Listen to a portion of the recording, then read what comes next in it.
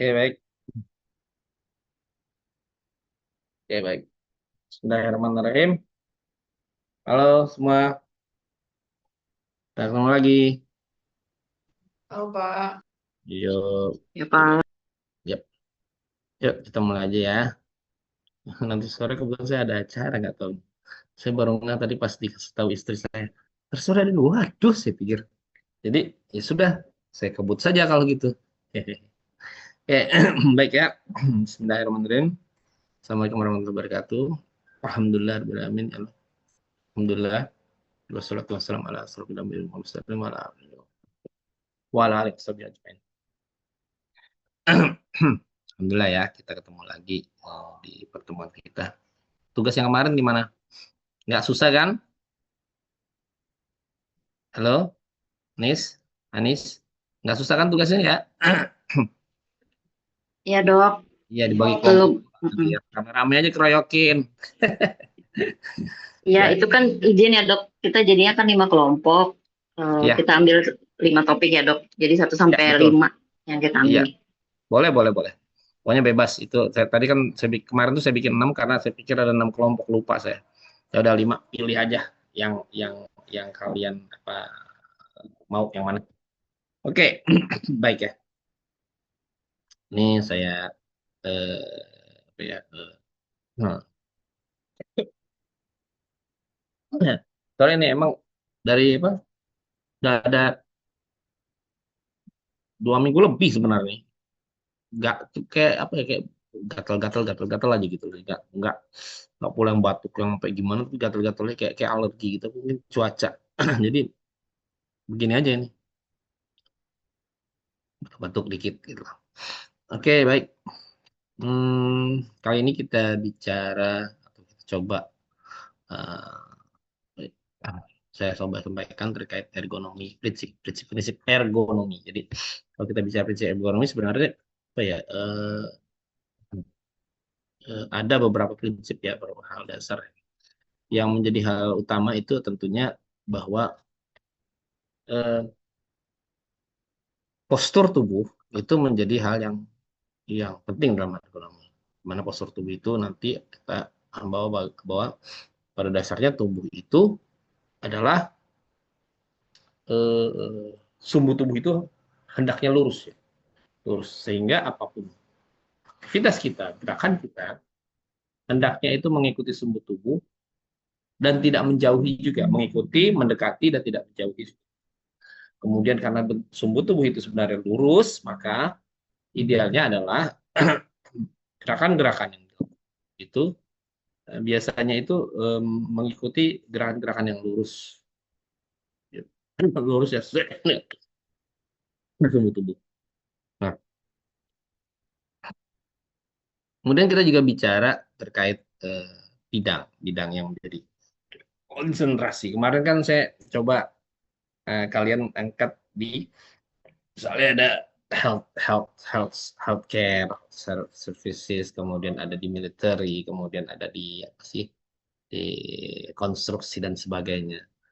Nah, itu sebenarnya untuk apa menambah wawasan atau menambah apa ya pandangan kita ya terkait bidang yang menjadi concern daripada ergonomi, isu-isu ergonomi. Nah, ini yang saya sampaikan ada sebenarnya ada tiga eh, apa bidang atau apa yang menjadi isu utama daripada ergonomi.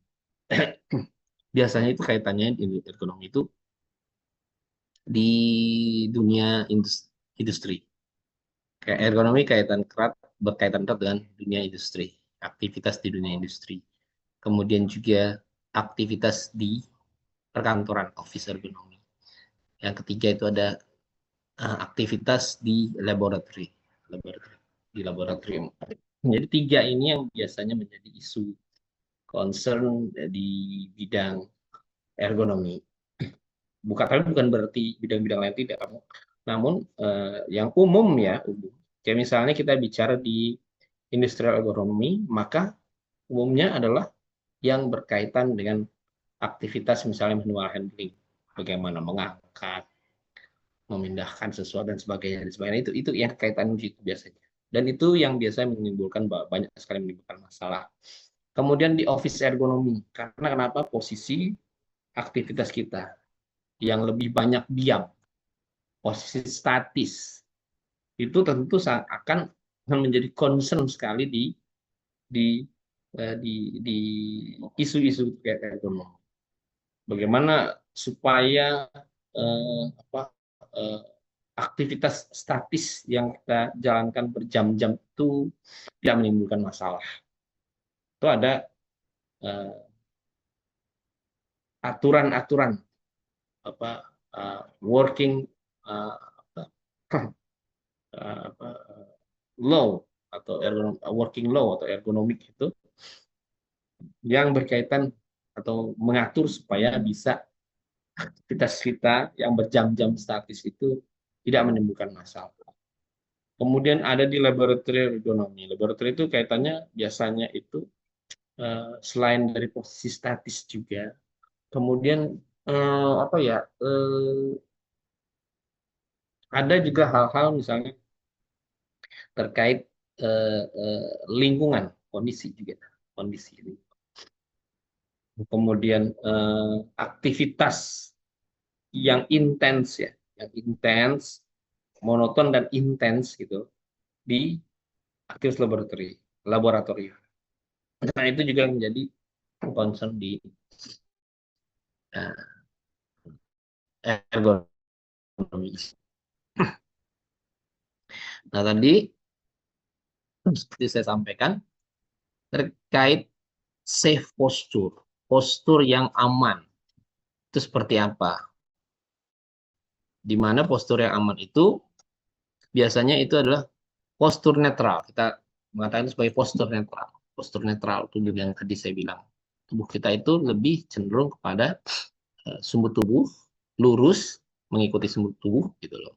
Sehingga kalau kita lihat di sini di gambar bagaimana posisi tangan ya yang netral. Dia lurus. Dia lurus tidak banyak lakukan atau deviasi atau kemiringan atau ya patahan lah. Deviasi itu pembelokan gitu. Tidak banyak berbelok-beloknya gitu. Ini kayak misalnya kalau ini ada istilahnya deviation, radial deviation. Jadi ketika kita aktivitas kan itu. Nah, ketika kita banyak melakukan apa radial deviation, itu yang radial itu deviasi atau melakukan ke arah tulang radial. Ini kan ada dua tulang ya. Kita ada radial dan ulna.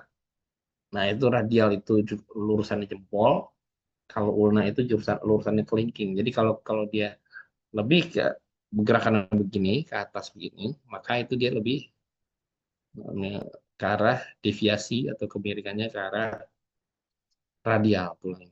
Sementara kalau dia ke belakang begini, maka dia deviasinya lebih ke arah tuh.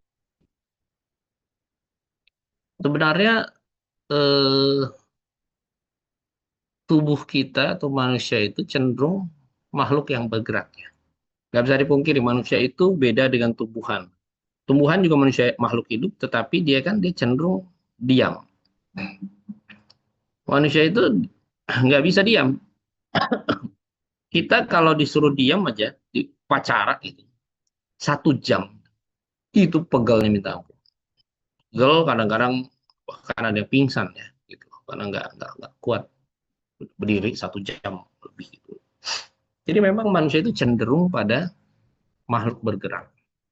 Sementara di sini dikatakan bahwa postur netral, postur yang baik adalah postur netral, itu tegak lurus, sikap sempurna. Kalau kita upacara itu sikap sempurna. Kalau kalian baris berbaris itu kan ada namanya sikap sempurna. Nah itu sebenarnya sikap sempurna itu adalah memang posisi yang netral postur yang baik.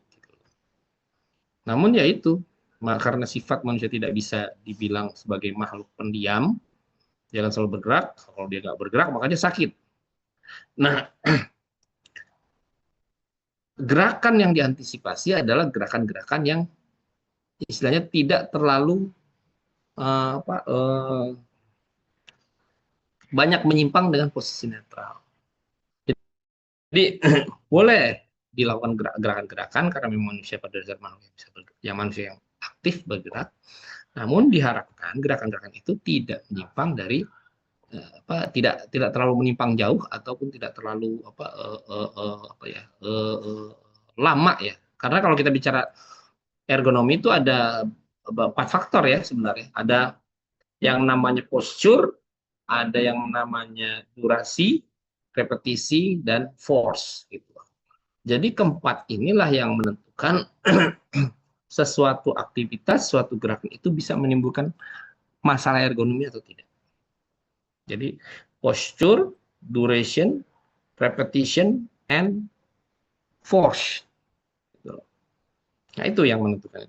Jadi kita boleh bergerak-gerak, tapi jangan terlalu banyak posturnya itu yang meliuk-liuk lah gitu. Yang kalau itu membungkuk terlalu dan durasinya juga jangan lama. Bungkuk sedikit boleh. Kayak misalnya kita lagi pegel gini, sebentar. Terus kembali lagi ke posisi. Jadi istilahnya sekedar meregangkan, peregangan gitu. Nah itu is okay gitu. Jadi memang kalau kita bicara ergonomi itu nggak serta merta karena lo kelamaan lo apa misalnya kamu nih karena duduk membungkuk gitu loh. Membungkuk sih tapi berapa lama gitu loh. Jadi memang banyak sekali faktor-faktor yang yang berpengaruh terhadap misalnya risiko masalah ergonomi gitu.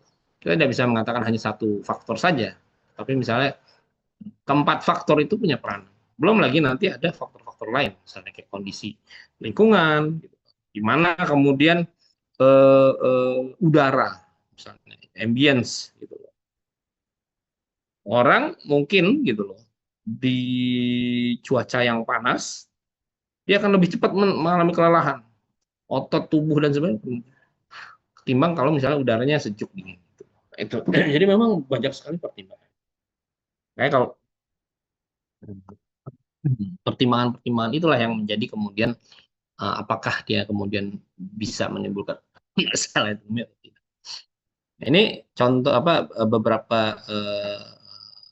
postur dari tadi ya pergelangan tangan ya puris postur pergelangan tangan ini yang ideal itu adalah dia lurus netral dan demikian juga ketika posisi berdiri dia netral tidak ada flexion atau extension tidak menolak atau tidak extension keluar karena kayak kalau misalnya posisi kita kalau misalnya ya kita meja kita tuh lebih rendah. Maka ketika kita megang atau artinya kayak misalnya gini, kan kalau kita begini kan enak nih, mana sih? Gimana gini kan enak, ngetik nih gini. Tapi kalau misalnya posisi meja lebih rendah, maka dia akan nekuk. Dia akan lebih nekuk begini kan, tangan. Nah ini bermasalah nanti di wristnya pergelangan. Jadi usahakan, jadi posisi meja kursi itu nanti menjadikan apa, uh, uh, uh, terjadinya lakukan atau tidak, itu ibaratnya. Nah, jadi diaturlah gitu, diaturlah supaya tidak terjadi lakukan. Ini juga elbow posture. Bagaimana kemudian idealnya netralnya kalau seandainya terjadi tekukan lakukan antara lengan atas dan bawah, maka itu idealnya adalah 90 derajat. Tidak dia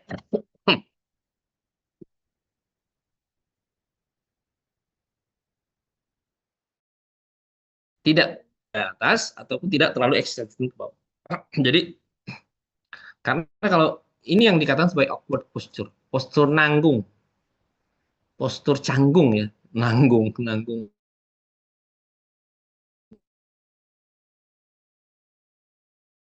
canggung, awkward. Saya bilang sih postur nanggung.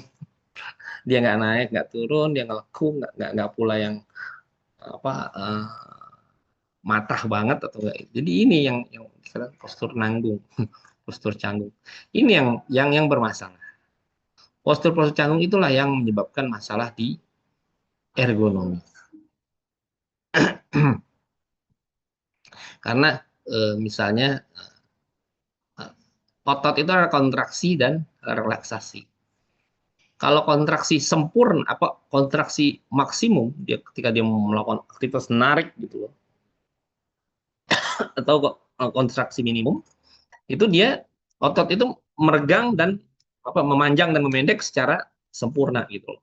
Tapi kalau dia meregangnya dengan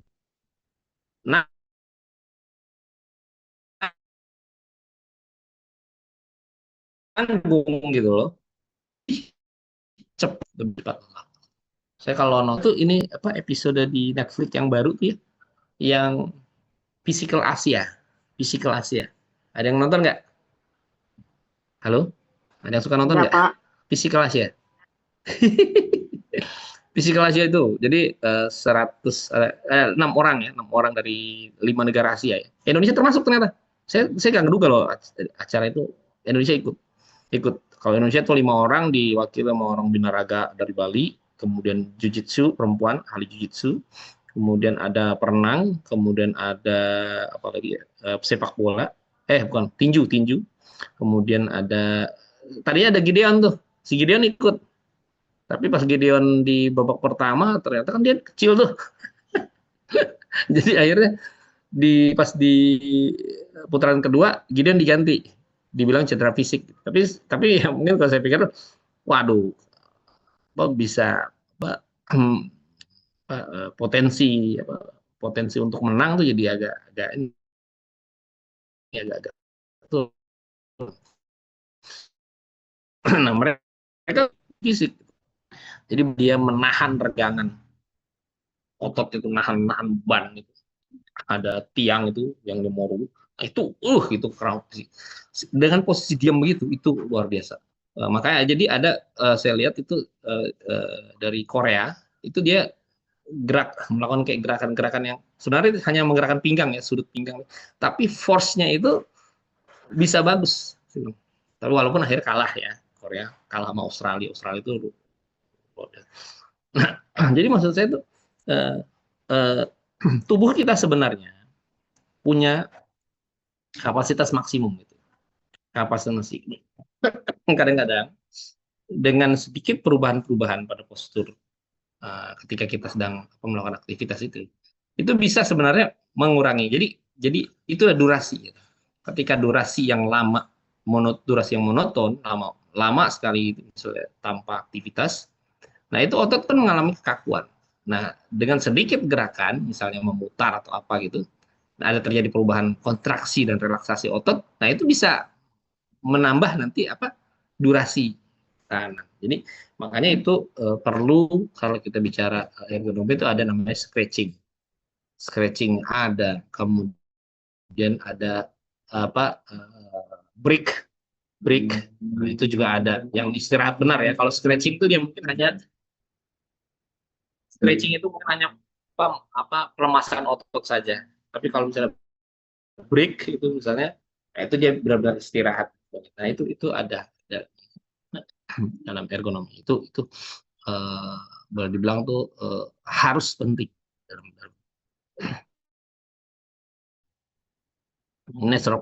ini netral posture, elbow. Ini juga ada shoulder posture, di mana pundak ya. Saya kan sikut. Ini pundak, shoulder posture, mana terus netral daripada lengan atas. Lengan atas ya, pundak sih sebenarnya Inggrisnya, tapi ini shoulder ya, lengan atas lah itu. Maka dia ada posisinya itu dia tegak lurus ya, dan kalaupun ada pergerakan dari elbow dengan bawah itu, maka dia 90 derajat, dan juga dia posisinya itu di sini, lihat gambar ini, bahwa dia tidak menjauhi sumbu tubuh, dia mendekati sumbu tubuh. Nah ini awkward posturnya pada gerakan lengan atas itu, misalnya dia agak membengkok ke depan ataupun agak membengkok ke belakang. Nah, itu juga. Dan kalau untuk gerakan samping ya, samping itu, maka dia misalnya ada gerakan menjauhi tubuh, shouldernya, atau bahkan ada yang gerakannya dia menjauh dan mengangkat. Menjauh dan mengangkat. Kalau ini menjauh saja, dia mengangkat. Extension. Jadi, nah ini yang tingkat awkward posture-nya tinggi. Jadi eh, ini kayak aktivitas yang seperti ini yang kayak misalnya shoulder abduction itu biasanya saya akui saya, karena dokter gigi kan sering tuh yang namanya tangannya ngangkat ya, karena dia mengerjakan mulut di mulut pasien, aktivitasnya itu banyak, sehingga dia banyak mengangkat begini. Kalau kadang karena gini, ketika kita misalnya sebenarnya idealnya begini ya, dia dia mendekat begini. Cuman kadang kalau begitu berarti posisi pasien itu harus rendah sekali, harus rendah dan bahkan tidur, seolah-olah datar tidur. Nah itu kalau kayak begitu, kadang pasien itu nggak nyaman. Kadang pasien nggak nyaman. Jadi tidur kemudian kadang nggak nyaman. Suka kadang-kadang ya kalau misalnya eh, asisten saya kurang terampil untuk menyedot giginya apa cairan apa atau ludahnya atau air di mulut, itu suka keselak. Nah jadi kadang saya tuh suka agak pasien agak naik begini, agak yang miring ya tidur, nggak tidur banget, jadi dia agak miring begini. Otomatis mau nggak mau lengan saya yang naik. Nah itu yang sering jadi masalah. Saya kayak suka bermasalahan di sini di apa di shoulder nah atas. Tapi gimana? Cuman itu saya paling minimalkan yaitu dengan tiap kali habis apa itu saya suka gerak-gerakin olahraga itu. Karena memang sulit kalau misalnya kita nggak mengangkat lengan itu. Tapi ya itu konsekuensinya salah. Ya itulah dilakukan dengan stretching. Alhamdulillah sih sebenarnya, karena saya masih datar. Ada teman saya tuh orang begini, kayak miring sebelah. Ya mungkin karena pemahaman dia terkait ergonomi nggak terlalu perhatiin. Akhirnya kalau saya itu shoulder posture. Nah ini untuk punggung ya, postur punggung yang mana eh, posisi daripada tulang punggung itu dia lurus, lurus, lurus, tegak lurus. Apa, kalaupun ada lekukan itu lekukannya sesuai dengan anatomi. Jadi anatomi daripada tulang punggung ini ada lekukan ini, tapi dia cenderung lurus gitu. Demikian juga garis tengah tubuh atau median dari tubuh itu dia juga lurus.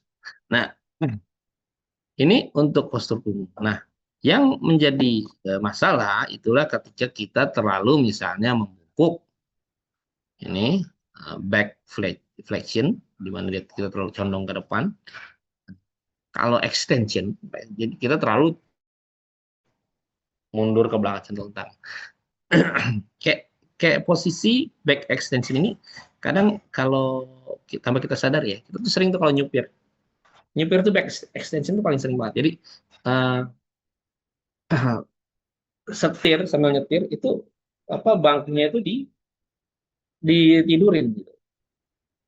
Gitu. Padahal itu sebenarnya yaitu kalau kalau misalnya dia durasinya misalnya per 1 jam atau per 2 jam dia pindah ganti-ganti posisi is oke gitu. Karena biasanya kalau nyupir kalau saya ke Jogja ke Semarang gitu, kan nyupirnya tuh berjam-jam tuh. Memang kadang-kadang posisi bangku tuh saya rubah-rubah. Kadang ya kayak begini misalnya, terus kemudian tapi paling sering saya tegak atau kemudian saya majukan gitu deket setir, setir. Nah itu sebenarnya untuk ini aja untuk apa supaya ada kontraksi atau relaksasi dari otot, jadi tidak tidak monoton, gerakan monoton. Nah ini ini ini juga berupa akan risiko masalah. Nah, berjam-jam dengan durasi yang lama kita melakukan posisi seperti ini, back extension ataupun back flexion. Nah ini juga twisting, gerakan berputar.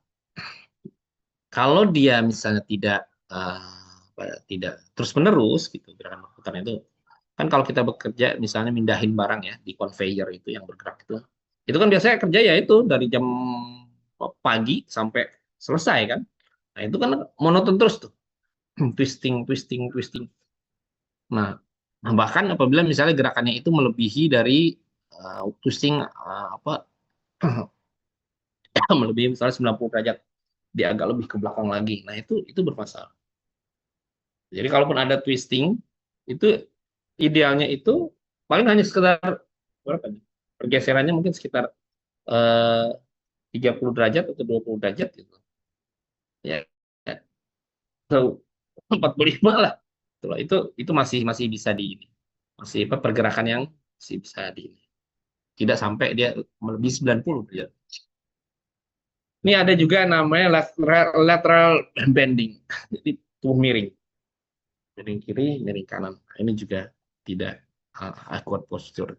Cuma memang ada aktivitas tertentu, kerjaan tertentu yang bisa yang menyebabkan misalnya terjadi lateral bending, kayak misalnya mengangkat ya, mengangkat belanjaan kan, kalau misalnya kita belanja, bukan belanja, kalau belanjaan masih ini. Kadang-kadang tapi itu juga kan kalau belanjaan berat kan, itu miring itu kita. Soalnya tadi habis beli ikan 2 kilo, beli ayam 2 kilo, beli kemudian ada sayur-sayuran segala macam, di total-total udah 15 kilo miring ya. Terus sampai ke kita bawa dari muter-muter pasar kan, habis tawaf di pasar, muter-muter, muter-muter, muter, adalah sejam lebih kan, muter-muter sambil membawa itu si belanjaan itu, muter-muter karena kita nyari baju gitu, nyari baju yang paling murah. Udah di sini 25.000, di sana ada yang 20.000, waduh selisih 5.000 masih dikejar-kejar tuh oleh ibu-ibu.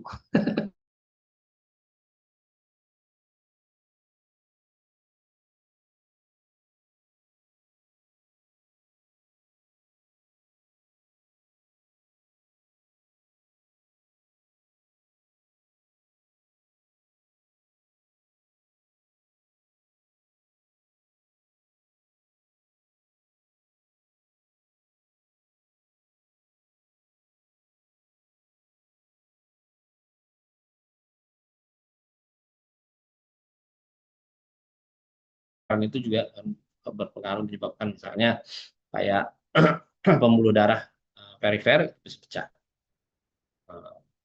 Atau penghantaran saraf ke tubuh itu jadi terganggu.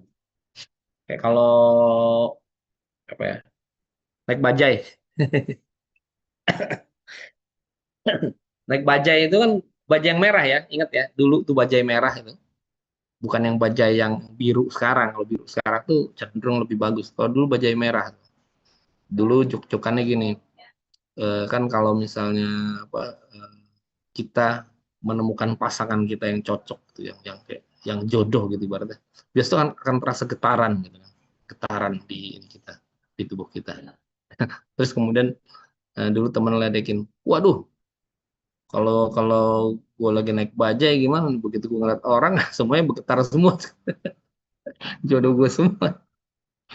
Gitu. Jadi getaran ya, getaran, fall vibration karena getaran naik bajai. Misalnya. Itu pengaruh. Kemudian kontak stres, stres atau tekanan kontak. Kayak misalnya eh, yang tadi ya, yang tadi gitu misalnya kita itu kan di meja ya, di meja pinggir meja, terus kemudian ini kita megang mouse ya, misalnya megang mouse. Nah kan biasanya, mana sih gambarnya? Isu kamera ada. Nah biasanya kan sini, ini kita, ya ini kita nih sering berkontak dengan meja. Itu yang tanpa kita sadar tuh kita begini-begini gitu. Nah ini sebenarnya di kontak stres ini juga bisa. Jadi apa kayak mungkin nanti akan muncul uh, kebas-kebas atau sakit. Nah ini ada namanya kontak stres. Nah, itu juga. Tapi itu memang tetap semua bergantung pada durasi, repetisi, force, and posture. Kalau postur sempurna tidak akan terjadi kontak stres. Kalaupun terjadi kontak stres, kalau durasinya hanya sebentar, it's no problem. Kalau misalnya gerakannya itu berulang-ulang, ulang-ulang, meskipun dia sebentar, tapi dia berulang-ulang, ulang-ulang, nah itu juga bermasalah. Dan seberapa besar? power atau force yang dipakai itu juga bermasalah. Itu kayak misalnya proses mengangkat dan sebagainya. Nah, jadi semua ini berkontribusi, tetapi yang utama adalah ini, postur, durasi, repetition force, termasuk psikososial. Ini sekarang ini juga lagi dibahas, lagi tren ya, ketika kita bicara masalah faktor psikologi, stres, itu ya bukan apa-apa ya, mungkin karena tingkat stres sekarang itu tinggi, tinggi. Bukan cuma yang dialami oleh misalnya pekerja saja, bahkan sekarang sekolah mahasiswa siswa itu jadi ini ada stresnya juga. Jadi uh, ingat waktu itu ada ada penelitian penelitian mahasiswa kita, mahasiswa apa, S1, dia meneliti tentang faktor stres pada mahasiswa. Saya ketawa, apa yang dinilai, banyaknya tugas-tugas, kemudian apa ya, macam-macam lagi dulu, terutama tapi yang menjadi fokus itu banyak banyak tugas. Saya pikir, loh, kalau misalnya kalian gak ada tugas, terus apa dong misalnya yang mesti kalian lakukan di kampus itu. Jadi saya langsung pikir, "Lah, tugas." Saya pikir lah, ya itu kan memang mahasiswa, namanya mahasiswa, namanya pelajar, ya kan tugasnya ya itu PR, salah paper itu segala macam gitu. Ya itu sebenarnya sudah bagian dari proses itu gitu. Yang utama adalah gimana kemudian mentalnya diperkuat gitu loh. Mentalnya yang dikuatkan. Jadi jangan jangan apa dikit-dikit kena mental, dikit-dikit kena mental gitu loh. Itu yang saya kadang-kadang ya bukan apa ya, itu yang buat saya sebenarnya itu jadi apa, masalah yang banyak dihadapi oleh, boleh dibilang, hmm, institusi-institusi baik pendidikan, kerja dan sebagainya. Ya itu nggak tahu ya, mungkin tren dari generasi yang saat ini bahwa mudah sekali mengalami apa ya, depresi, stres terkait aktivitas. Kayak dikit-dikit healing, dikit-dikit healing. Saya ngebayangin dulu mungkin ya waktu, ya mungkin angkatan saya ya dulu. Itu dulu kan gitu. Dulu tuh maksudnya guru, ya jangan tujuannya baik ya dengan mendidik ya. Kita misalnya karena kita nggak apa nggak ikutin apa aturan, sering bolos, atau misalnya kita apalagi merokok gitu misalnya. Dulu tuh kan kalau merokok, waduh, tawan merokok itu bisa di push up, bisa di apa-apain tuh. Maksudnya dihukum lah gitu maksudnya. Nah, ini yang ada sekarang, ketahuan ngerokok, yang ada malah gurunya yang dituntut sama siswa, dibilang apa, melakukan apa. Nah, sekarang ini saya pikir dia merokok di lingkungan pendidikan aja itu sudah satu pelanggaran, kan ada aturannya. Tidak boleh merokok di di publik, tempat publik, di tempat pendidikan, di tempat di kantor dan sebagainya, itu kan ada aturannya.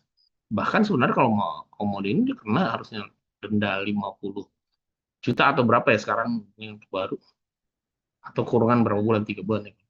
Sebenarnya jadi makanya lah, kok lucu, orang yang melarang malah jadi dia yang dipersangkakan. Caranya ya namanya, kalau zaman dulu itu, kalau saya misalnya apa disetrap, disuruh berdiri, disuruh pusap, suruh lari, atau bahkan saya pernah dulu, lucu deh, disambit pakai ini, pakai penghapus, sambit pakai kapur. It's okay gitu loh. Kita tahu, dan ketika kita sampaikan ke orang tua gitu loh, malah orang tua kita yang marahin. Makanya kamu ya gitu. Jadi maksud saya itu eh, paradigma yang ada sekarang jadi kayak berubah. Jadi makanya gimana mau menghasilkan apa generasi atau mahasiswa atau siswa yang mentalnya kuat gitu loh. Karena sedikit-sedikit dia sudah mengeluh, dan kemudian akhirnya di keluhannya itu dibalikan, jadi salah si gurunya gitu loh misalnya. Ini kenapa ngasih tugasnya terlalu berat? Nah, jadi jadi sebenarnya ini ada pergeseran dan yang ya dan saya sesalkan. Jadi itu yang menyebabkan mungkin ya sehingga ilmu-ilmu nggak tersampaikan. Kan kalau kita baca, saya pernah baca di buku eh, karyanya siapa sih lupa itu, yang tanda-tanda akhir zaman, ketika ilmu itu diangkat gitu loh. Jadi ilmu itu diangkat itu tidak langsung diangkat eh, hilang gitu, tetapi mulai dari misalnya dimatikan atau dipanggil atau meninggal lah guru-guru yang berilmu. Kemudian saya juga perhatikan bagaimana ilmu pengetahuan itu tidak banyak yang hilang, banyak yang hilang. Jadi misalnya gini, eh, dari gurunya dulu ya si A, terus menyampaikan ke si B. Tentu tidak mungkin ya, tentu tidak 100% tersampaikan ke B. Mungkin hanya 70%.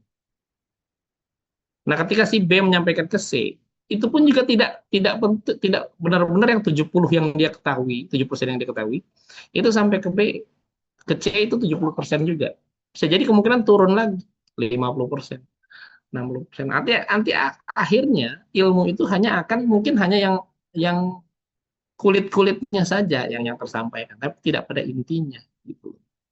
Makanya jadi ketika ada yang sampaikan tentang apa ya apa ya yang mendalam lagi, mungkin sudah banyak yang hilang. Sama jangan kayak apa kebiasaan-kebiasaan yang dianggap kemudian akhirnya jadi hilang. Sopan santun sudah mulai hilang segala macam. Kalau dianggap udah nggak perlu, yang penting. Nah itu akhirnya ya itu yang dikatakan sebagai ilmu akan ditarik dari karena sudah pelan-pelan itu kadar ilmu itu tidak 100% lagi. Dari yang mungkin awal 100% akhirnya turun ketika disampaikan, turun lagi, ketika sampaikan lagi, turun lagi, turun lagi, turun lagi. Akhirnya cuma hanya kulitnya saja. Bisa jadi seperti itu.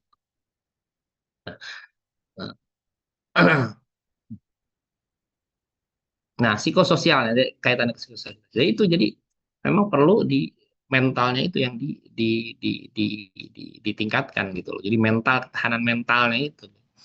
Karena memang hidup itu pasti pasti akan ada masalah, ada tantangan dan sebagainya. Nah, gimana kemudian menghadapi tantangan dan masalah itulah. Itu perlu kekuatan mental. Pembentukan ya dibentuk untuk mental itu kuat, sanggup. Jadi tidak mundur, tidak gampang. Kemudian juga ada environment, environment dari lingkungan ya. Lingkungan ini jelas ya, kita bisa membayangkannya, misalnya kondisi-kondisi lingkungan misalnya fisiknya, kondisi fisik gitu, sinar, kemudian pencahayaan, kemudian apa panas dan sebagainya itu juga sangat berpengaruh.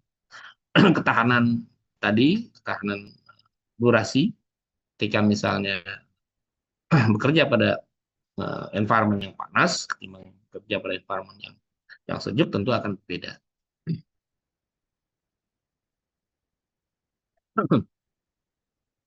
Ini 10 apa postur ya, beberapa postur, walaupun banyak sebenarnya, tapi ini saya ambil beberapa aja. 10 postur tubuh yang punya resiko tinggi. Jadi ada namanya waist rack, kemudian ada elbow out, kemudian ada shoulder low atau out high, kemudian ada hungry head. Ini istilah-istilah dalam istilah bahasa Inggris ya luar, karena diartikan ke dalam Indonesia-nya masih belum ini, tapi nanti akan saya tunjukkan gambarnya ya. Gambarnya itu akan jelas nanti kelihatan. Hungry head, butts up, kemudian horizontal distance, kemudian ada lifting above shoulders, kemudian ada twisting, ada work reach, ada vibration. Ini contoh 10 postur ya. Nah, ini waist rack, di mana tangan dan pergelangan itu ada gerakan apa sih, berputar dan apa ya, menekuk gitu loh, twisting motion. Jadi begini. Kan kadang tuh ada beberapa aktivitas kan yang kayak ini menyusun ini ya, menyusun apa sih mika kalau plastik itu. Dia nahan itu. Nah, set dia dia dia ambil dari sini kemudian ditumpuk ke sini sambil dia menghitung jumlahnya biasanya kan. Dia pindahin dia sampai 100 misalnya 100 mika. Nah, dia nahan ini kan nahan terus-terusan 100. 1, 2, 3, 4, 5, 6, 7 terus ya tahan dia tahan terus sampai 100. Nah, itu juga bermasalah. Mungkin kalau masih kerjanya belum lama di situ ya mungkin belum terlalu. Tapi kalau misalnya dia udah beberapa tahun dia kerja dengan aktivitas seperti itu, saya akan bermasalah. Ini juga elbow out, mana lengan atas itu dia posisinya out, above shoulder, height and nah ditambah juga ini kombinasi ya. Jadi elbow out ditambah dengan hand and twist position below dan si tangan tuh lebih rendah. Sama kayak kalau saya itu ngerjain gigi itu tangannya naik, ini yang ininya lebih rendah. Nah itu masalah. Makanya jadi kadang saya kayak gitu, apa uh, beberapa saat atau beberapa mungkin setengah jam atau jam, saya suka turunkan tangan atau banyak bergerak gitu. Jadi nggak cuman monoton begini, tapi saya turunkan tangan. Nah ini posisi ini kayak misalnya menggerinda ya dengan posisi elbow out seperti ini berpotensi sekali kadang dia memotong misalnya motong di panjang saya. Karena kalau menggerinda itu dia kan harus statis dia.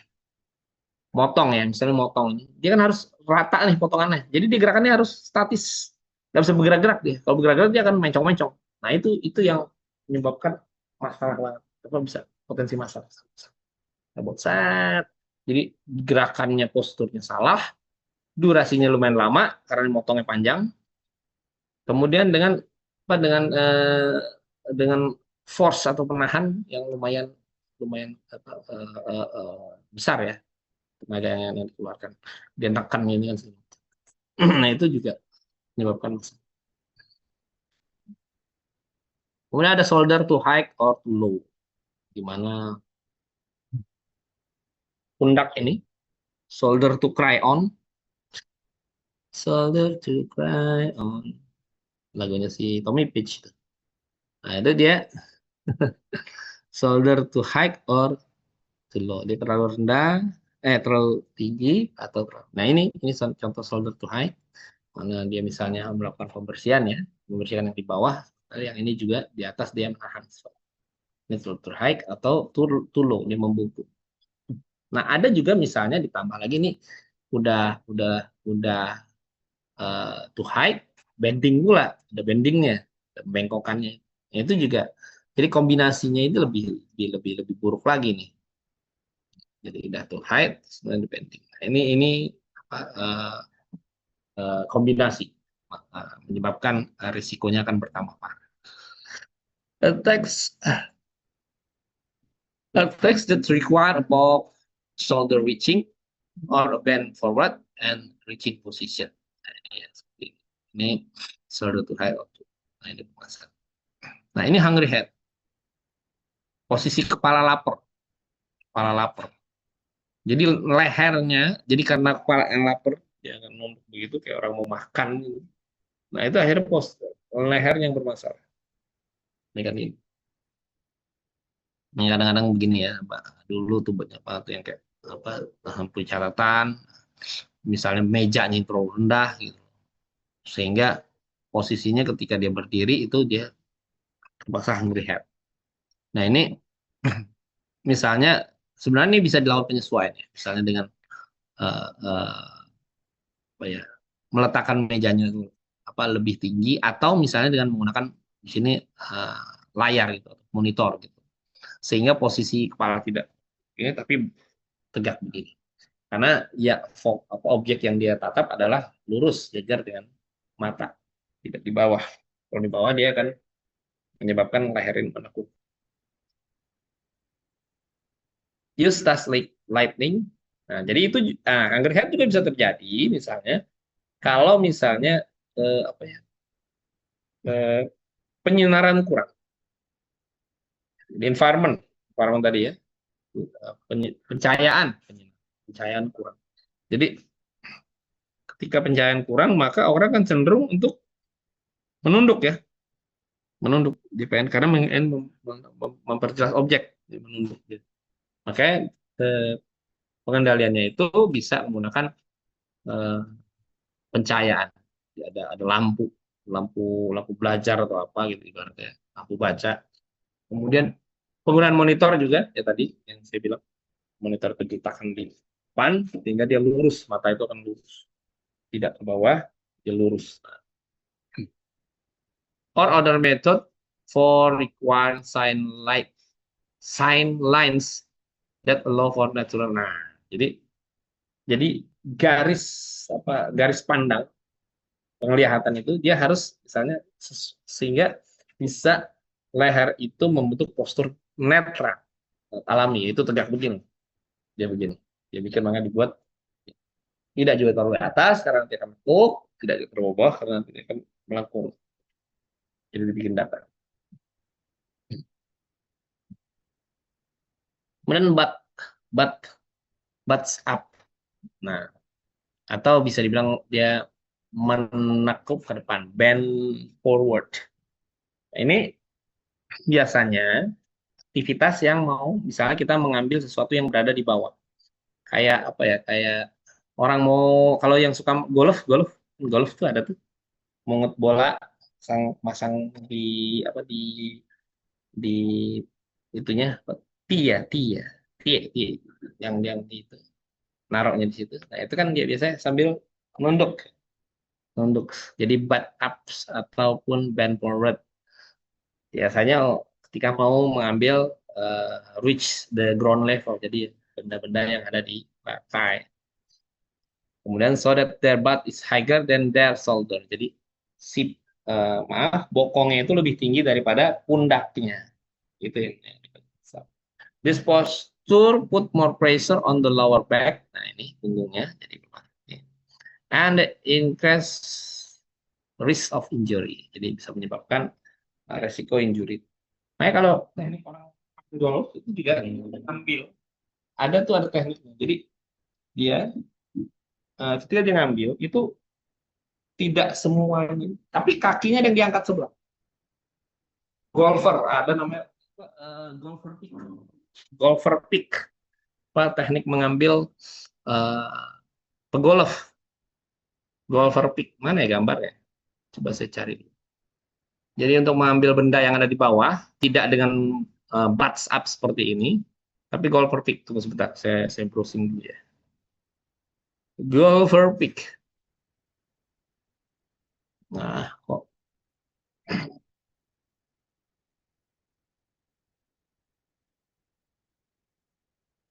teknik golfer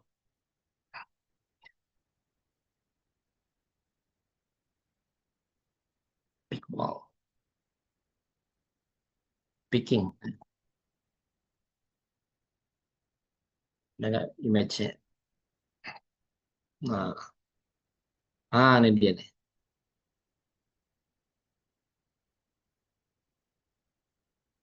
Deh, gimana yang gede ini? Nah, ini dia. Nah, nggak gede. Nah, klik-klik ya, double klik. Yo, ah, kok continue sih?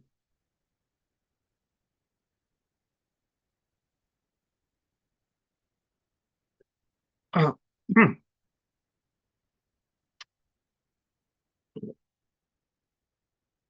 Ush, ush.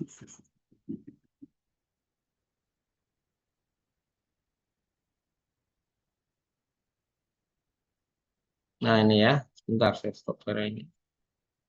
Sedang.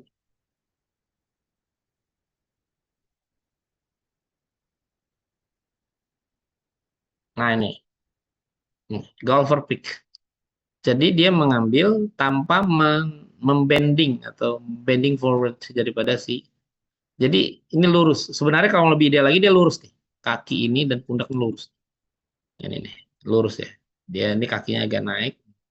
Jadi dia tidak tidak murni apa, membending daripada si jadi ini golfer pick.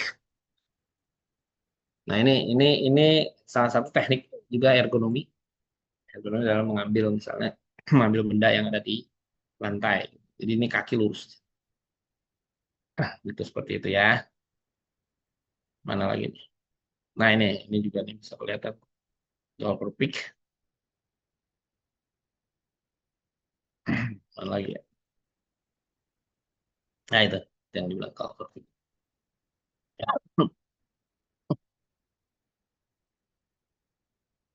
Hmm. Eh, balik lagi saat tadi.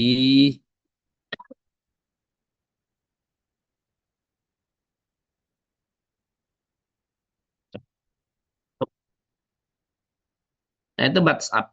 Kemudian ada horizontal distance, di mana misalnya kita mengambil sesuatu yang extend reach, jadi jauh. Ini kan kayak ini dia wrapping ya ketika dia melawan packing. Nah, memasukkannya itu dia begitu dengan dia dari ujung sana. Karena kalau dia dari sini, dari yang ujung dekat ini, kayaknya takut bergeser. Kalau dari sana dia kan lebih mudah, katanya dia akan lebih stabil ini dan lebih mudah memasukkannya. Tetapi ini extend reach, terjadi extend reach. Karena dapat jaraknya ini jadi terlalu jauh, extend reach. Nah, kalau terus menerus atau dilakukan dengan durasi yang cukup lama dan repetitionnya yang banyak, nah ini akan bermasalah.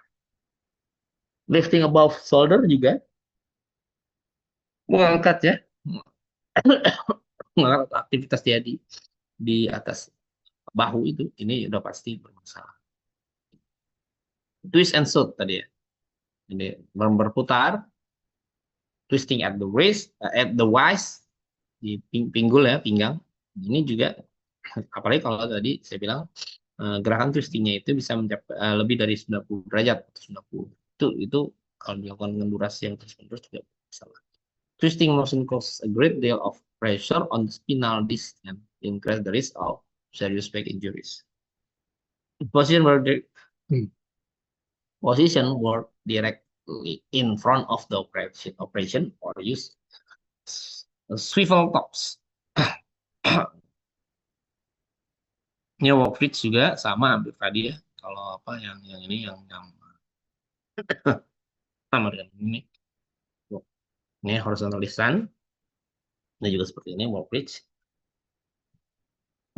Meraih terlalu yang jauh. Kemudian ada vibrasi, bad vibes.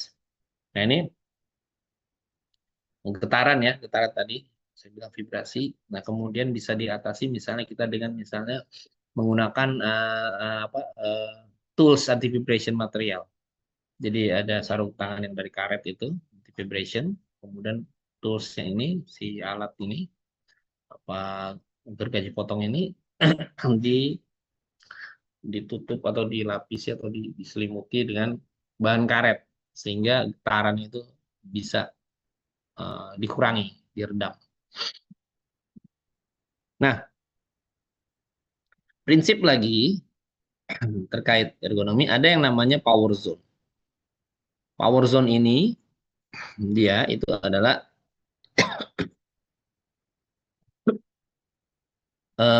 wilayah yang paling baik ya untuk kita melakukan aktivitas ya di mana misalnya eh, kita tidak terlalu membutuhkan tenaga yang besar dalam aktivitas tersebut, tetapi dengan hasil result yang baik, itu yang maksimal gitu. Jadi ibaratnya kalau kalau ini kerja tuh kerja lebih uh, pakai otak ketimbang pakai otot gitu. Karena ada tuh istilahnya tuh kerjanya pakai otak jangan pakai otot gitu. Kalau pakai otot kan ya bisa cepet capek, tapi kalau pakai otak itu kan dia lebih lebih apa ya? Kayak misalnya tahu teknik, tahu tekniknya. Nah, itu yang pakai otak gitu. Nah, power zone itu merupakan wilayah itu antara bahu sampai dengan lutut ya, tapi ada di atas lutut sedikit. Itu power zone kita. Nah, di situ wilayah itu akan berpengaruh pada aktivitas kita di wilayah tersebut. Dia akan memberikan kita keuntungan dari sisi power ya. Jadi tadi saya bilang power kita sedikit yang dikeluarkan dan dengan aktivitas yang bisa lebih banyak. Atau misalnya kita akan lebih tahan, lebih durasi, lebih bisa lama. Kemudian bisa apa ya beban yang diangkat itu bisa lebih lebih banyak gitu loh ketimbang kalau misalnya di luar power zone. Nah ini, nah makanya ketika prinsip manual lifting itu hendaklah mengangkat benda itu di dalam power zone. Jadi kita angkat barang tuh ya kita taruhlah di sekitar wilayah power zone, tidak di atas begini atau tidak terlalu di bawah, karena itu apa dianggap apa, lebih menguras atau kalau diistilahkan danger zone, tapi lebih banyak menguras energi dan juga bisa berpotensi cederanya lebih besar. Gitu. Nah, ini lifting zone kalau kita lihat di sini, di mana preferred yang lebih disarankan itu di wilayah ini, dekat pinggang. Jadi kita mengangkat benda itu posisinya adalah di wilayah sekitar pinggang. Kalau kita di dada pun fair, masih dianggap ini is okay. Di bawahnya sedikit itu dibatas sampai dengan dengkul selama dia masih dekat dengan sumbu tubuh dia nggak fair. Tetapi semakin jauh ini kalau kalian lihat di sini ini semakin jauh atau semakin ke atas gitu loh, semakin ke bawah. Nah ini dianggap poor, buruk ya, buruk, very poor, sangat buruk. Nah ini yang dikatakan sebagai lifting zone yang ideal itu karena nanti akan bermasalah di otot persendian ketika ketika kita terlalu membebani atau melakukan aktivitas di luar wilayah misalnya prefer atau fair fair zona ini. Local object between, nah locate. Nah, jadi ketika kita mengangkat itu lokasikan benda itu di antara knuckle and heart level, di antara apa ya,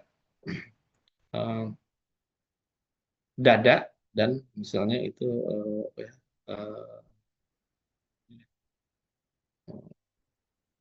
knuckle tuh ya, so forget. Knuckle apa tuh knuckle? Knuckle.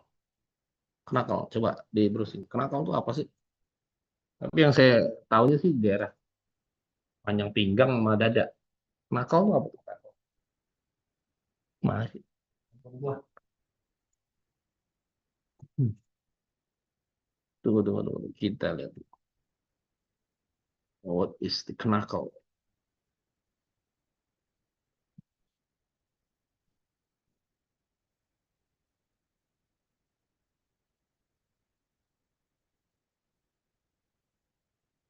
Buku. Sendi mungkin, Pak. Apa nak? Hah? Sendi pada jari. Oh iya, makanya saya juga buku-buku kan kalau itu buku-buku. Knuckle. Iya, jari tangan. Oh, mungkin genggaman ya, genggaman jari-jari tangan itu di diletakkan antara genggaman kita dan tinggi jantung atau dada sedadak lah gitu. Kemudian minimize reach, meminimalkan jangkauan. Jadi jangan terlalu jauh. Karena tadi dikatakan ini poor, very poor. Itu kalau dia semakin jauh. Jadi di minimalkan reach. Jadi makanya yang dilakukan adalah apa? Tubuh kita yang bergerak mendekati objek. Kalau kita manual lifting kan gitu. Tubuh kita yang mendekati objek. Bukan kita meraih objek, tapi sebenarnya tubuh kita yang mendekati objek sehingga objek bisa didapat dengan jarak yang dekat. Kan gitu kan? Kalau manual lifting, kalau kita yang mengambil benda yang ada di bawah, itu bukan kita yang ngebungkuk sebenarnya, tapi kita yang turun. Nah, kita turun, makanya itu kan gerakannya di paha. Kita turun, mendekati objek, baru kita angkat. Jadi banyak bertumbuh pada paha, bukan pinggang. Kalau kita membungkuk mengambilnya, pinggangnya jadi yang terbebani. Jadi minimize reach. Jadi kita mendekati objek. Kita dekati objek untuk kita bisa raih. Kemudian eliminate bending and twisting. Nah, itu juga ya menghindari ada lekukan-lekukan atau putaran-putaran. Kemudian avoid high speed. Dan gerakannya itu juga nggak terlalu terburu-buru. Jangan but gitu. Jadi slow aja, pelan aja, sehingga tidak menimbulkan masalah. Karena kalau terburu-buru atau akselerasi itu kayak mendadak cepat gitu, kayak shoot, shoot, gitu loh. Nah itu acceleration, terjadi acceleration. Nah itu nggak bisa juga. Jadi harus tenang aja pelan-pelan. Nah itu akan lebih lebih apa menghindari masalah.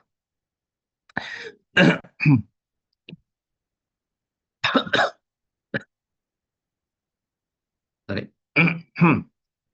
Kemudian juga ini biomechanical of the back atau bearing. Jadi kenapa sih gitu? Ketika orang mengangkat itu bebannya itu ada di punggung yang menyebabkan terjadi beban itu di punggung. Kita lihat di sini. Ini kalau ini saya mungkin lebih suka tampilkan slideshow.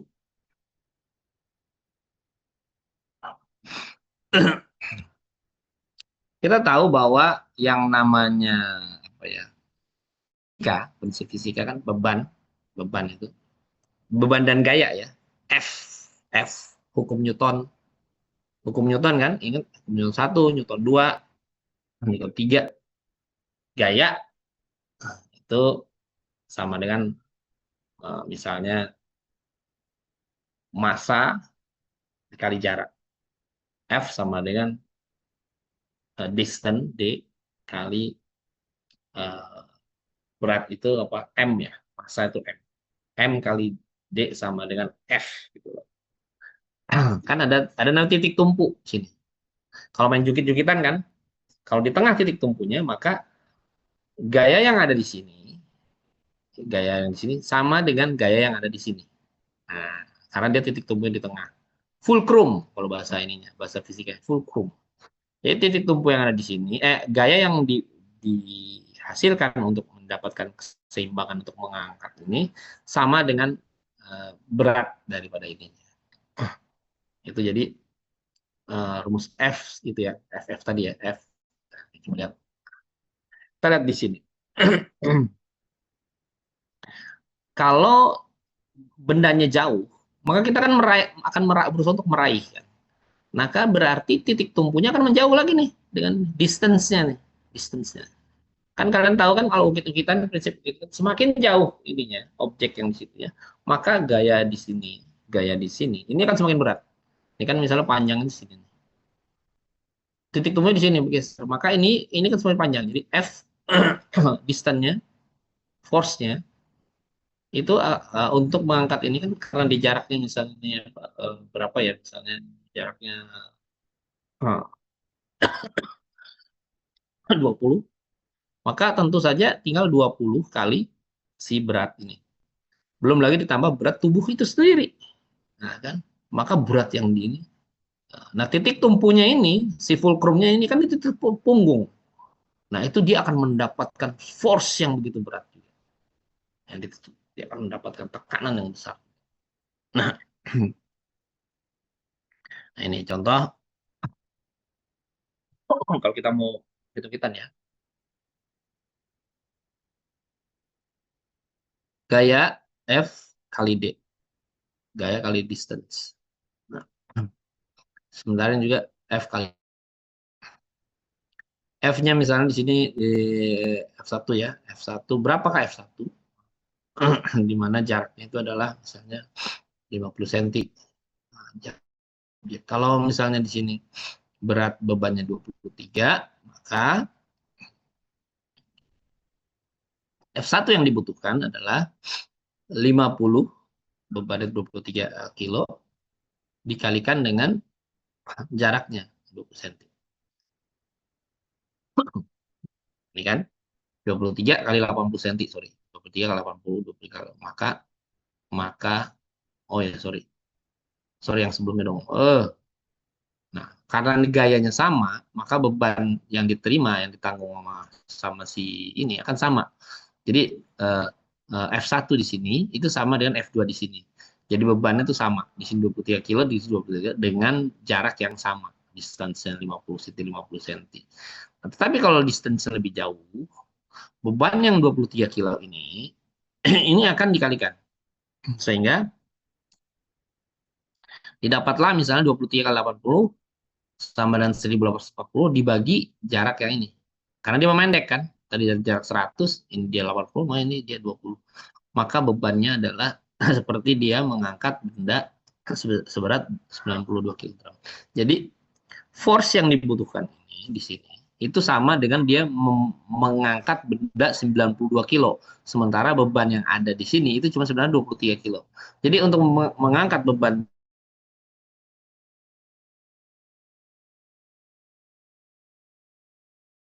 titik titik tumpunya ini bergeser makin dekat, makin apa semakin pendek. Nah, ini juga biomechanical of the bike ini juga seperti itu. Makanya kalau misalnya nih ada kayak crane, dia mengangkat apa si perahu ini, semakin dia menjauh, maka beban yang dia tanggung ini kan semakin berat, sehingga dia bisa jadi terjadi tercungklang. Makanya kompensasinya adalah dia semakin mendekat, semakin dia dekat ke objek. Mungkin bisa maju sebelah sini lagi juga bisa. Jadi sehingga dia akan lebih mudah mengangkatnya. Lihat sini ya. Ini jarak misalnya antara titik tumpunya di pinggang ya, pinggang. Dengan jarak misalnya dia mengangkat benda yang jaraknya itu 12 inci ya. 12 inci ya. Dengan berat misalnya 20 lbs. Berapa misalnya yang dibutuhkan di sini? Maka untuk mengangkat 20 lbs itu dikalikan saja jarak dengan ini titiknya sekitar 2. Jadi dibutuhkan sebanyak 120. Jadi dengan posisi ini aja nih udah agak mendekat ya, mendekat tubuh tapi belum menempel. Makanya yang ideal tuh dia kita mendekatkan semakin dekat ke tubuh.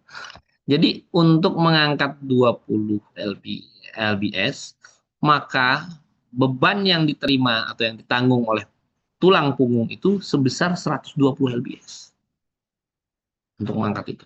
Ini lihat titik fulcrumnya. Nah, itu yang menyebabkan masalah akhirnya bermasalah. Ini dengan jarak yang dekat ya, 12. Bagaimana kalau dia ngambilnya jaraknya jauh? Nah, meraih benda yang jauh. Ini semakin panjang kan jaraknya, di 25 misalnya. Maka dapat perkaliannya, kemudian hasilnya berarti untuk benda yang beratnya 20 lbs, dengan jarak ambilnya itu 25 inci, atau 25, apa ya, ini 25 inilah senti lah, gampangnya. Itu 25 inci kayaknya. Nah, maka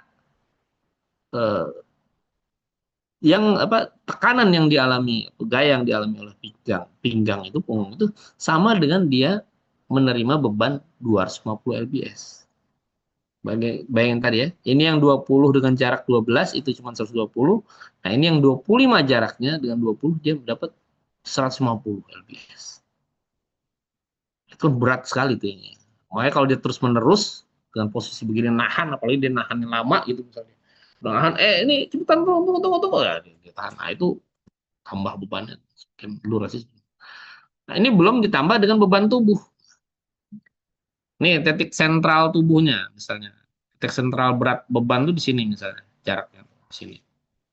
Nah, ini kan dengan berat tubuh misal 100 lbs, dia jadi 2 kali dia. Tambah beban jarak, ditambah berat beban tubuh. Maka kalau dilihat sini totalnya adalah dengan mengangkat 20 lbs, tapi jaraknya itu 25 inci, maka tubuh itu atau tulang punggung ini mendapat tekanan force sama dengan sebesar 850 lbs. Dan lihat kan dari 250, 850 akan terjadi signifikan sekali. Nah, ini juga ada kalkulator for analyzing netting operation ya. Ini nanti ini aja nih, ini salah satu cara ini tools ya untuk melihat apakah di beban kita itu eh, masih bisa diterima atau bisa menimbulkan masalah atau tidak. Ini kita tulis bebannya, kemudian kita lihat, kita mengambil zonanya, zona angkat itu di mana, maka kemudian nanti akan ditulis di situ angka-angkanya, misalnya di sini. Zonanya di sini 40 berarti 40 dikalikan yang tiga ini. Nah, ini dilihat berapa lama durasi gerakannya. Apakah dalam satu kali dia mengangkatnya itu setiap durasinya 2 sampai 5 menit. Ada yang misalnya 10 kali lebih mengangkat setiap menit gitu. Nah, itu ada. Jadi misalnya itu untuk ini hitungannya ya. Kemudian dia lakukannya dalam berapa lama nih? Apakah 2 jam, 1 jam, gitu. 1 jam istirahat, terus kemudian 2 jam istirahat. Nah, itu kemudian dimasukkan angkanya di sini. Dari sini, dari persilangan ini. Masukkan ke sini, misalnya 0,85 gitu kan. Nah, kemudian ditambah lagi, apakah ada dia gerakan twist, memutar. Jika the person twist more than 45 degrees while lifting. Jadi ada gerakan yang lebih dari itu tambahin lagi skor 0,85 kalau dia atau oh otherwise itu dia masukin lagi uh, selain dari ini maka angkanya dimasukkan angkanya poin 1 kemudian dikalikan dah ini tadi poin yang ada di sini dikalikan poin yang ada di sini dikalikan ini salah satunya ini. Nah, kemudian dilihat apakah hasilnya ini lebih besar dari ini. Kalau dia lebih besar dari weightlifting, maka dia beresiko. Kalau misalnya dia tidak kurang atau tidak istilahnya yang hasilnya lebih kecil daripada yang di sini weightliftingnya ini, maka dia dianggap aman, tidak berisiko gitu. Atau risikonya kecil gitu. Itu untuk yang ini untuk apa sih dari itu prinsip ekonomi ya, prinsip ekonomi. Saya kebut aja ya. Udah mau jam 2 nih, 15 menit lagi. Mana sih?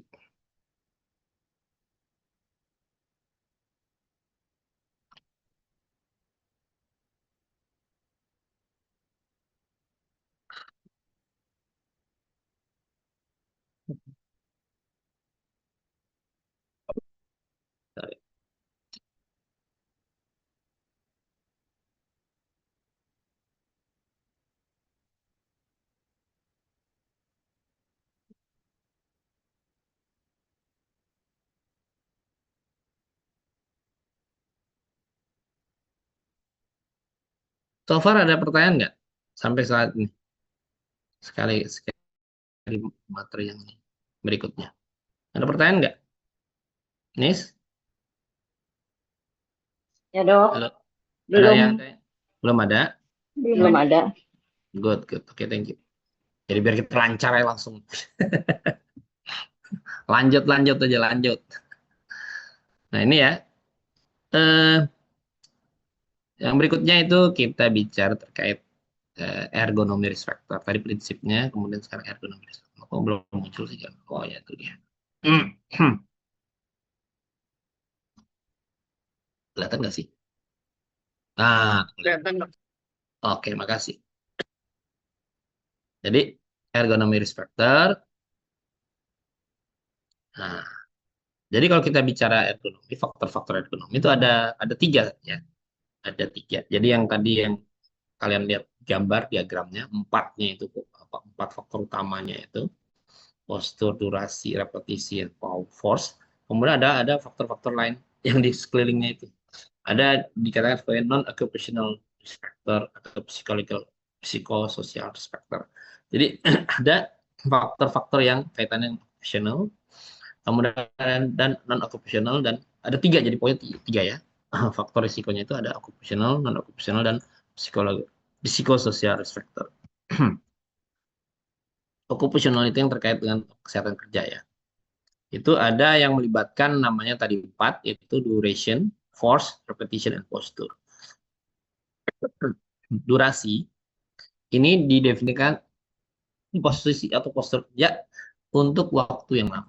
Jadi ketika kita uh, melakukan aktivitas kerja dalam jangka waktu lama.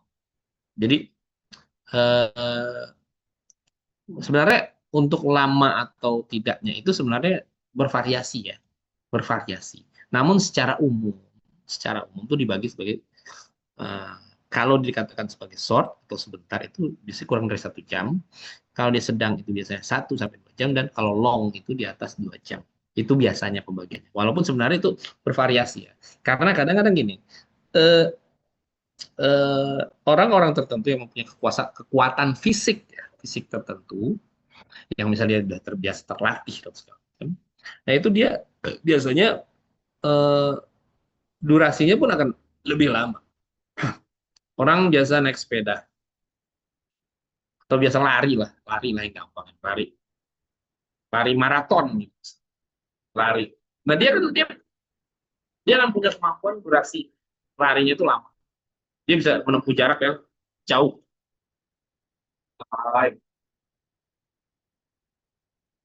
Ketimbang orang yang misalnya tidak biasa berlari, gitu. Maka dia even dia cuma setengah jamnya dia udah mengalami kelelahan. Jadi durasi itu adalah lama, lama. Ya, cuman umumnya dikatakan sebagai durasi sebentar itu kalau kurang dari 1 jam, kemudian sedang itu misalnya 1 sampai 2 jam, dan lama itu di atas 2 jam. Itu terkait durasi. Semakin lama, maka biasanya semakin akan memunculkan masalah di resiko daripada itu. Kemudian, nih, contoh ya, contoh lama kerja yang berpotensi risiko tinggi, misalnya duduk atau berdiri lama tanpa istirahat atau stretching atau break, ya kan? Tadi tanpa stretching atau break. Ya. Nah, kan dia berisiko menyebabkan low back pain. Duduk depan komputer berjam-jam, dia nggak ada istirahat, nggak ada break atau gimana. Nah, itu berisiko. Kemudian sama kayak aktivitas ini tadi nih, yang digambar ya, meletakkan tangan di atas kepala atau extended tangan atau siku di mana awkward posture untuk waktu yang lama. Biasanya kayak gini pekerjaan-pekerjaan yang masang plafon apa itu kan sering tuh. Dia nahan, kemudian mau maku dia tak tak tak tak, kemudian dia geser lagi. Nah, itu itu durasi itu uh, bisa dalam waktu lama itu bisa menyebabkan masalah. Kemudian static posture juga, static posture yang apa ya, gerakan yang posisi diem tapi dalam waktu lama. Kayak ini juga nih, kayak misalnya di gambar ini dia eh, membungkuk dalam waktu lama bisa menyebabkan darahnya turun. Ya tidak mudah balik. Karena sama kayak kalau kita menekuk kaki kita lama nekuk di bangku ya, kita duduk di bangku lama ketekuk kaki kita itu kan kayak suka agak semutan, agak kram. Karena kenapa? Misalnya darah yang dari dengkul itu kan ketika nekuk itu yang belakang tuh, bagian dengkul belakang itu kan ketekuk. Nah biasanya darah itu apa kurang apa kurang apa bukan maksudnya alirannya akan mengalami hambatan. Nah, sehingga ketika aliran mengalami hambatan itu yang bisa menyebabkan misalnya eh, ada rasa semutan, sirkulasi darah nggak lancar. Sama seperti itu. Jadi ada sirkulasi, menurunkan sirkulasi darah. Dari posisi statik, static posture. Force. Force adalah ketegangan fisik akibat aktivitas. Jadi fisik itu otot itu ditarik, mengalami kontraksi, ketegangan karena aktivitas. Kayak kita menarik, mendorong itu kan terjadi apa? Kontraksi otot. Jadi force seperti lifting or carrying, mengangkat atau memikul, mengangkat, gitu. Pushing and pulling, misalnya mendorong atau menarik, reaching, ya, menggapai, kemudian prolong holding, lama, itu kayak tadi ini, prolong holding juga ini masuk dalam force. Karena aktivitas-aktivitas ini pasti akan membutuhkan tenaga, dan kalau dia dalam ditahan dalam durasi yang cukup lama, itu akan dapat masalah. Pitching or squeezing. Nah, ini juga pitching itu menggenggam dengan ibu jari. Pitching grip itu maksimum 8 lb atau 3,6 kg. Jadi tekanan force-nya itu maksimum tuh 8 lb. Tapi kalau dia terus-menerus atau dia ada licin, kan kadang-kadang ada permukaan pulpen itu yang licin. Sehingga biasanya kita akan lebih banyak tekan force kita untuk pitchingnya itu, atau menekannya itu kan akan lebih ketimbang kalau misalnya ada pulpen itu yang ada karetnya, gripnya enak. Itu jadi biasanya kita nggak terlalu menekan banget gitu. Atau ada orang biasa kan, ada tuh waktu saya ingat, waktu ada orang yang biasa nulis tuh tekan banget tuh di kertas itu. Nah, itu juga bisa kan, salah. Grip ngenggam itu juga maksimumnya juga 8. Jadi daya genggam itu kayak kalau